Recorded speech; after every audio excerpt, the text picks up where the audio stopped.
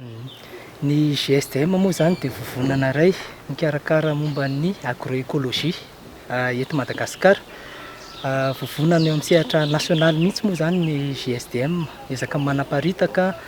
miezaka ny miantsehatra amin'ny fomba fampiofanana, miezaka amin'ny fandraisana ny fikarohana sy ny tontolon'ny développement eto Madagasikara zany. Dia ity conférence internationale tamin'ity herinandro ity moa zany dia momba ny hoe AFA na hoe agroécologie for Africa, zany hoe mahakasika tanteraka ny asan'ny GSDM zany le fampifandraisana ny mpikaroka sy ny tontolon'ny développement sy ny fampandrosoana eto Madagasikara. Ny andraikitry ny GSDM atao anatin'ilay izy dia nandray anjara satria moa zany izy ity conférence internationale ho an'ny fizarana ny voka-pikarohana eto Afrika zany momba ny agroécologie. Firenena maromaro nandray anjara teto ankoatran'ny organisme na toerana maromaro teto Madagasikara koa nandray anjara, na teo ny université, teo ny tetikasa na projet, teo ny GSDM plateforme sy vovonana anazy eto Madagasikara,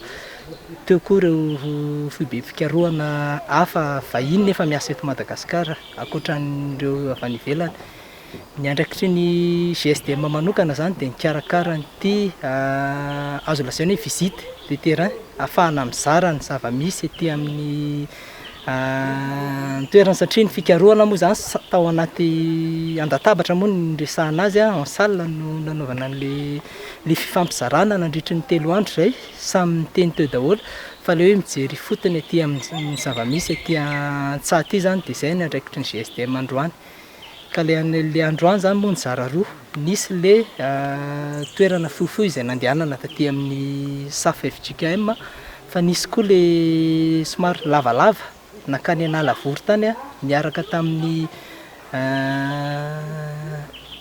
tetikasa hafa moa zany ny Agrisud international zany no miasa any, no ezahana nijerena indray ny zava-misy any amin'ny faritra iny. Mazava ho azy fa samy hafa ny zava-misy nijerena fa fototra ao anatin'le hoe agroécologie daholo.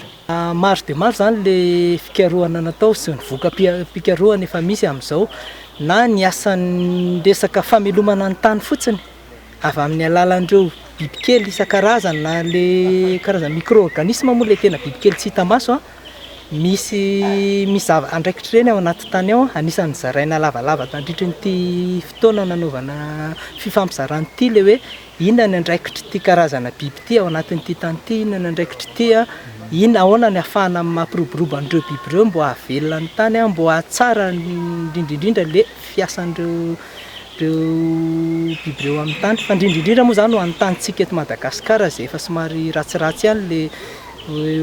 raha dika amin'ny teny vahiny moa dia hoe sol feralitique pauvre, zay ny akamaroan'ny tany eto Madagasikara. Dia izay fananantsika an'izay tany izay be da be le caractéristique maha-pauvre azy, tsy ahafahana mamoaka vokatra be. Raha nilaza fotsiny amin'ny ankapobeny zao hoe raha eto amintsika zao ny vokatra vary fotsiny amin'ny ankapobeny moyenne 2 tonnes à l'hectare, nefa ny any ivelany any, Vietnam zao 6 tonnes à l'hectare moyenne nationale io eran'le firenena mihitsy. Ny any Europe any 8 tonnes à l'hectare, ny firenena sasany rehetrarehetra zany any 4, 5, 6. Fa maninona moa izay ao anatin'le tany ao mbola misy olana ao, dia izay moa zany anisan'le fampizarana le voka-pikarohana tamin'ity conférence ity. Ankoatran'izay moa zany nisy koa le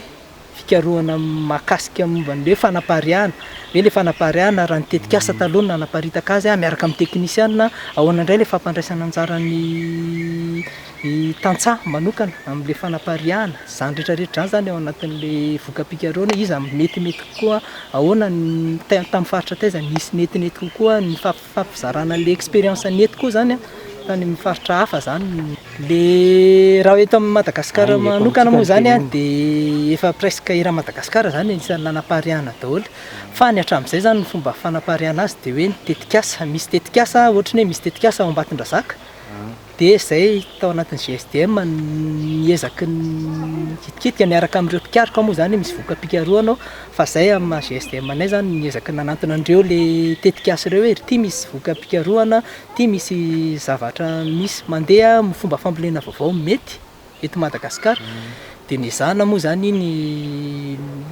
natonony ireny tetikasa ireny dia misy zao ny tetikasa maromaro raha Madagasikara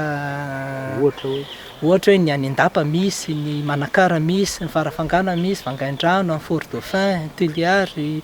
misy aby zany na ny Thomas na matetikasa zany tetikasa moa mandalo hoe zavatra mandalo 5 taona fa ny akamaroan'ny tetikasa zany dia miara-miasa amin'ny ONG na international ONG na national na ONG local any amin'ireny faritra rehetrarehetra eny dia mazava ho azy fa raha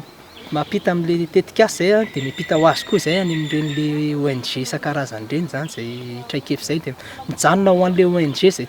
traikefa zay ary zay indrindra moa zany ny antom-pisian'ny GSDM koa miezaka manakambana amin'ireny ONG rehetrarehetra eny misy foana na tsy eo ary téléconférence dia misy foana ny fifampizarana, misy an'le task force nationale pour l'agriculture de conservation zay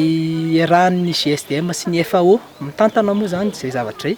dia izay misy fifampizarana isaky ny 3 volana zany ohatran'ny hoe mivory isaky ny 3 volana zay dia mifampizara ny zava-misy. Ny vokatra moa zany dia tsy maintsy misy foana eny satria le zavatra hoe zavatra ho aparitaka, voka pikaroana aparitaka eny foana, ny fikaroana mandeha foana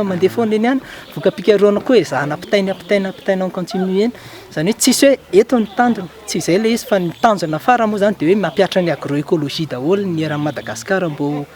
hamokatra misimisy kokoa sy hiaro ny tontolo iainana.